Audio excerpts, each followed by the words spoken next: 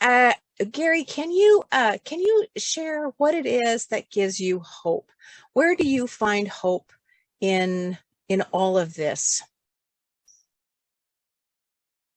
It's certainly okay. I'll just bring it down to where I'm at in Ukraine. Um, when this war started, the president Zelensky, he's called, wasn't very much liked. In fact, he was basically a television um, producer, and he had a television show that I used to watch, and it's called I used to watch, and he would pretend to be a president on this television show, and he would say terrible things about what was going on in the society, and then all of a sudden, one, two, three, four, boom, he becomes president. How did that happen?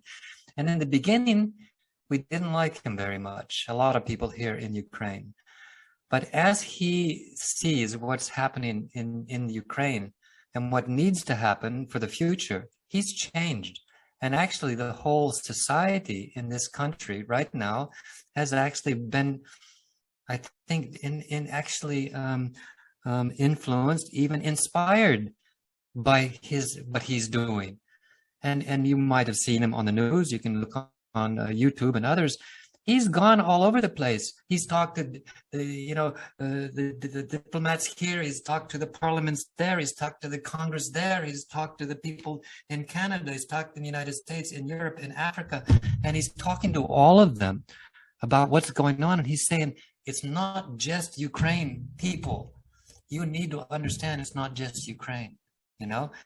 And this, because he's able to describe a better world, I think, a more, a world where we can live in unity. This somehow begins to reorient some of the mentality in the society here.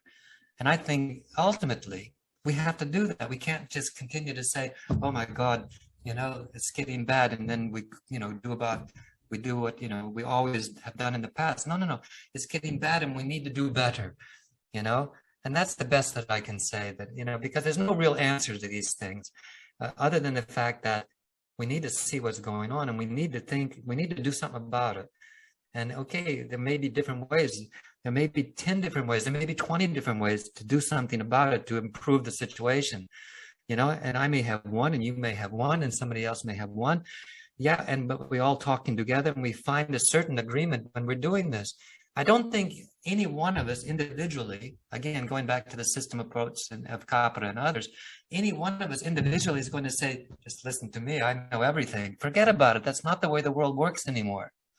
We all have to be talking to each other, figuring it out, saying, oh boy, this is really bad, but okay, let's try to think how to do this. You say that, I say this. Oh, okay, let's go ahead. And all of a sudden we might be able to see some positive change. If we don't see that, the world is going to be back to what we were talking about earlier, the words that we don't like to use so much, the existential crises that are sitting in front of our eyes if we open them and we look carefully, because that's what's happening.